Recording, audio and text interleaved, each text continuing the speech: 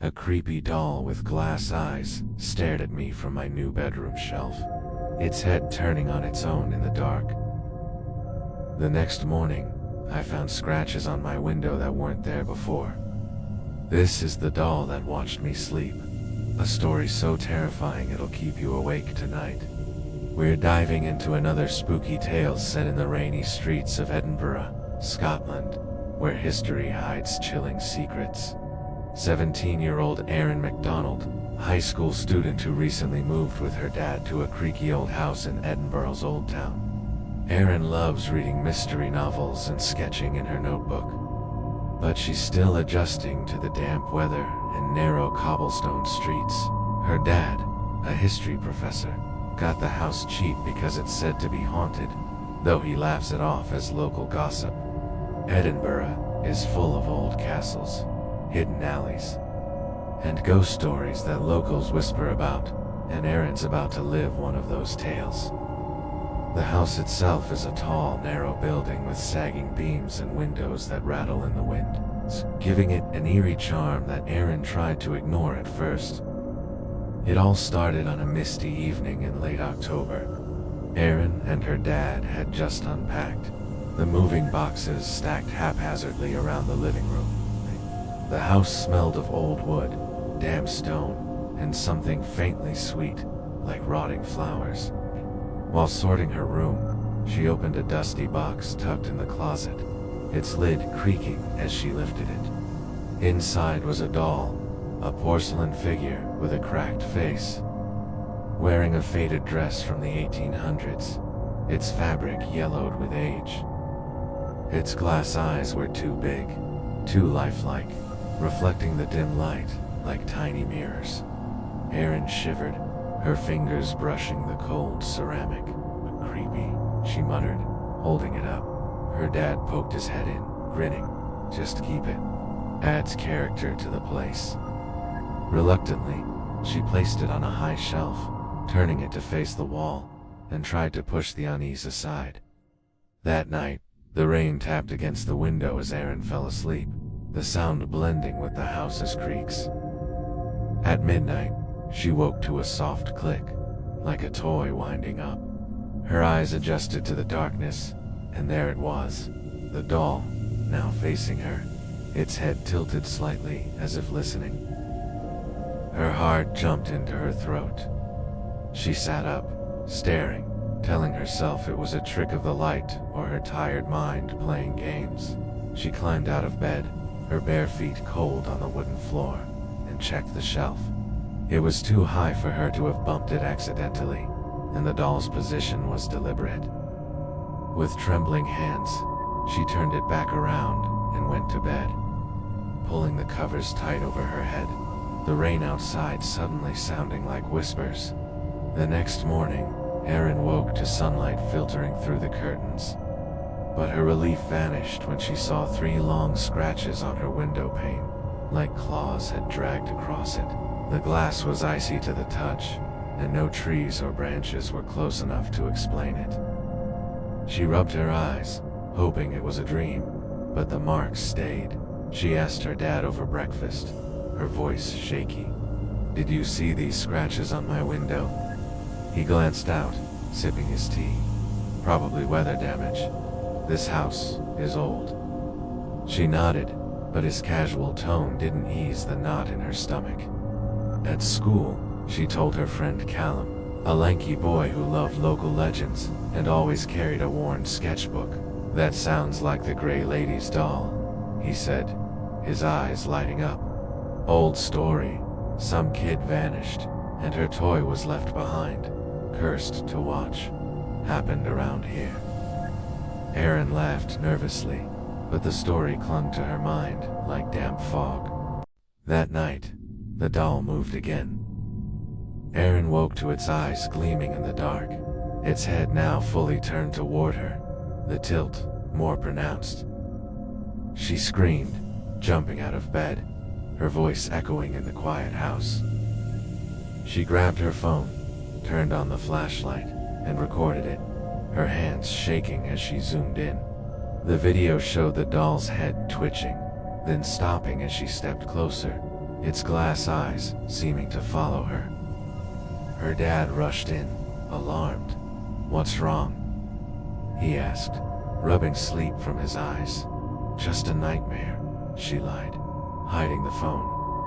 After he left, she watched the clip again, her breath catching. It was real.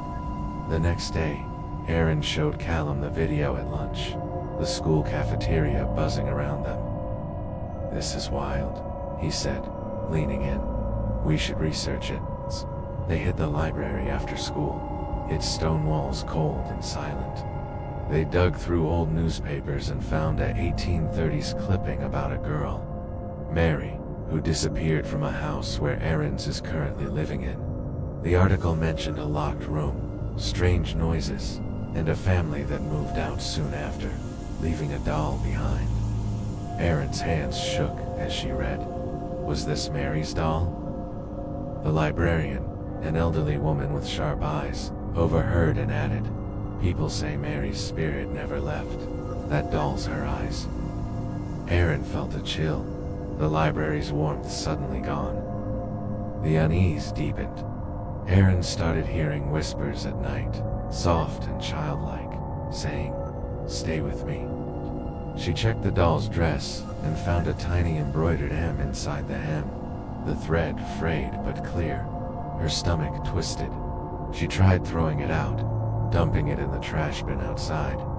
But it reappeared on her shelf by morning, its eyes dirtier, like it had been dragged through mud. The scratches on her window doubled, and one night, her phone's recording caught a blurry figure, a girl's shape, standing by her bed, fading as the camera focused. Aaron barely slept, her sketches turning into dark, twisted versions of the doll. Aaron's dad noticed her jumpiness. "You're pale, Aaron. What's wrong?"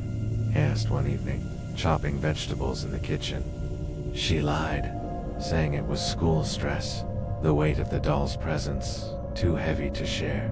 She and Callum dug deeper, finding an old map at the Historical Society marking her house as cursed ground. A local historian, Mrs. Grant, a stout woman, told them Mary was locked in that room by her parents, who thought she was possessed. Some say her spirit never left, using the doll to pull others in. Aaron's blood ran cold. Was Mary trying to trap her, or was she asking for help? The whispers turned to cries. One evening, Aaron woke to the doll on her pillow, its cold porcelain hand brushing her cheek, and she threw it across the room, her scream cutting through the night. But it rolled back, its eyes locked on hers. The window shattered, glass spraying everywhere, and the girl's figure appeared again, reaching with bony hands. Aaron scrambled back, grabbing her dad, who rushed in. "What's happening?" he yelled, staring at the broken glass. They called the police, but by the time they arrived, the doll had vanished, leaving only shards and a lingering chill. Aaron and Callum decided to end it. They researched exorcisms, finding a ritual from an old Scottish text, salt, iron, and a prayer at the university library. That night, they set up in her room, the doll back on the shelf, its head twitching. The ritual started, salt circling the doll, an iron nail pressed to its chest. The cries grew deafening, the room shaking, pictures falling off the walls. The girl's figure solidified. Mary, her face twisted in rage, her dress tattered. "You can't leave," she shrieked, her voice echoing. Mary lunged, passing through Aaron, who fell, gasping, her chest tight with pain. Callum swung the nail, and the doll cracked, black smoke pouring out like ink. Mary screamed, fading as the smoke vanished into the floorboards. The room stilled, the window repaired itself, and the doll lay in pieces, its eyes dull. Aaron's dad rushed in, stunned, his face pale. "What was that?" he demanded. The danger seemed gone, but the air felt thick with something unfinished. The next morning, the house felt lighter, the creak's quieter. But Erin found a new scratch on her mirror. 4 lines, like fingers had dragged across it. Her dad insisted they move, and they relocated to a flat in Glasgow, a modern building with bright lights and no history. But the nightmares started. Mary's face, the doll's eyes glowing in the dark. One night, Erin woke to a ticking sound, and there it was, the doll, whole again, on her new shelf. Its dress cleaner, but its eyes just as cold. A note beside it read, "You're mine now." Her dad found her gone the next day, her room empty except for the doll, staring, and a faint whisper on the wind. Erin's disappearance made local news, but no clues surfaced. Her phone was off, her sketches left behind, some scribbled with "help me" in shaky handwriting. Callum visited the old house, finding the shelf empty but hearing a child's laugh echo from the walls. The police closed the case, calling it a runaway, but Mrs. Grant whispered to Callum, "She's with Mary now." Erin's dad moved again, unable to stay, but he swore he saw the doll's face in crowds, watching. What happened to Erin? Did Mary's spirit claim her, pulling her into some unseen trap? Or is she still fighting, lost in a world between? And if a doll started watching you sleep, its eyes following your every move, what would you do? Would you run to a new city? Would you fight with salt and iron? Or would you feel its cold hand and vanish like Erin? Thanks for watching, guys. If this story freaked you out, hit that like button and subscribe for more. Drop a comment. What would you do if you were Erin? Check out other video for another spine-chilling tale. Stay safe, and check your shelves.